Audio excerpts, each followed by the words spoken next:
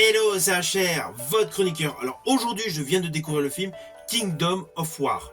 C'est un film wuxia dans la pure tradition du genre. À la différence, c'est qu'il y a une grosse innovation émotionnelle. Forcément, il faut que je vous en parle. Let's go! L'histoire d'un royaume qui devint un empire.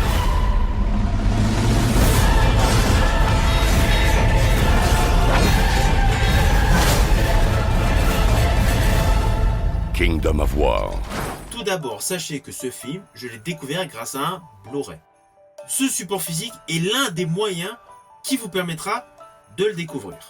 Alors ce film met en exergue trois principaux protagonistes. Le premier n'est autre que Donnie Yen, le second Kelly Chen et en troisième Léon Lai. Alors oui, je vais vous détailler un peu plus leurs fonctions au sein de ce film. Alors honneur aux dames, l'actrice Kelly Chen interprète la princesse Yen Feller. Donnie Yen quant à lui interprète un guerrier au nom de Myong Xiu. C'est le principal combattant de Sa Majesté. Et le personnage de Léon Lai est plus un individu apparemment ermite dans le film. Il vit à l'écart, donc dans son petit domaine qui s'est fabriqué au milieu de la forêt. Il porte le nom de Duan Lancang. Voilà, ça c'est pour la présentation des trois principaux protagonistes de ce film. Alors le pitch de base est le suivant. Nous avons donc plusieurs royaumes qui combattent pour pouvoir diriger le pays. L'empereur de ce pays décède.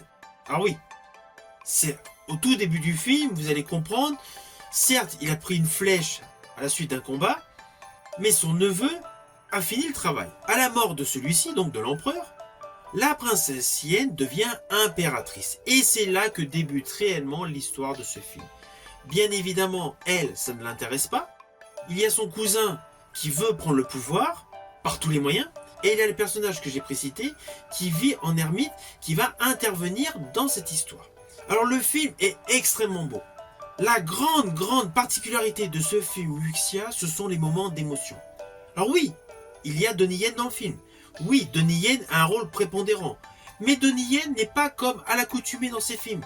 Donnie Yen est radicalement différent par rapport à l'ensemble de ses compositions. Alors oui, il y a un côté de son interprétation qui fait étonnamment écho à The Lost Bladesman.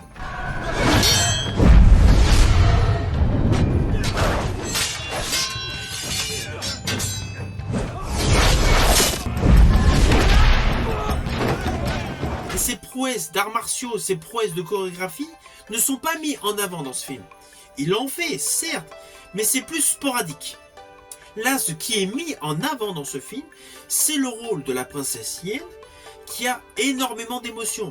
Alors, elle est blessée, il y a tout ce qui est combat, certes, mais il y a une grosse part par rapport à l'émotion. Là, dans ce film Kingdom of War, nous sommes davantage sur l'émotion. Le personnage qui est mis en avant tout au long du récit, c'est le personnage de la princesse Yen. Car autour d'elle, outre le fait des différentes attaques, des combats, des scènes d'action, il y a énormément d'émotions, énormément de nostalgie, énormément de mélancolie. Et je rajouterais même qu'il y a une très grande histoire d'amour qui se développe. C'est très rare dans un film wuxia. Et toute la qualité photo, toute la luminosité, les travelling, les plans séquences, mettent toute cette émotion, toute cette mélancolie en exergue. Et le personnage interprété par Kelly Chen est extrêmement bien écrit. Il est extrêmement édulcoré. Comme elle passe par différentes étapes d'émotion, cela jaillit au fil de ces discussions, au fil de la narration, au fil de ces échanges. Le film assure ainsi, du début jusqu'à la fin, une réelle alternance entre les scènes d'action épiques, les scènes d'action brutales et surtout les moments mélancoliques. Si vous voulez voir un film gorgé d'émotions avec une très belle histoire d'amour, ce film wuxia est pour vous.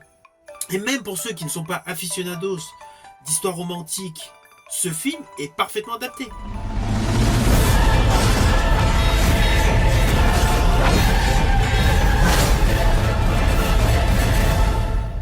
Alors le film est réalisé par Ching Siu-tun. Ching Siu-tun était le réalisateur de la saga Histoire de fantômes chinois 1, 2 et 3.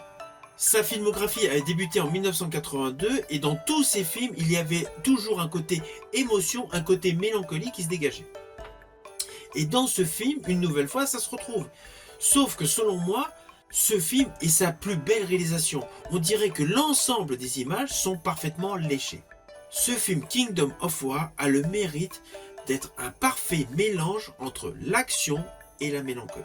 Alors attention à ce que je vais dire, cela s'apparente à un spoil, mais c'est plus par rapport à une scène dans la manière dont elle a été tournée. J'ai particulièrement aimé un plan séquence qui nous présente un combat. J'ai particulièrement aimé ce plan séquence qui se déroule sur l'eau. Les caméras semblent tourner autour des deux protagonistes qui sont en train de combattre. Voilà, c'était juste un petit détail visuel que j'ai particulièrement aimé. Kingdom of War, le royaume des guerriers. Alors, au final, c'est un film que je vous conseille. Vous pouvez le découvrir par le biais de supports physiques comme moi, DVD ou Blu-ray, mais vous pouvez également le découvrir par le biais de streaming. Je pense même que vous pouvez l'obtenir sur YouTube. C'est un film qui reste innovant pour le genre, c'est un film absolument à voir. Je vous dis à bientôt pour une prochaine vidéo.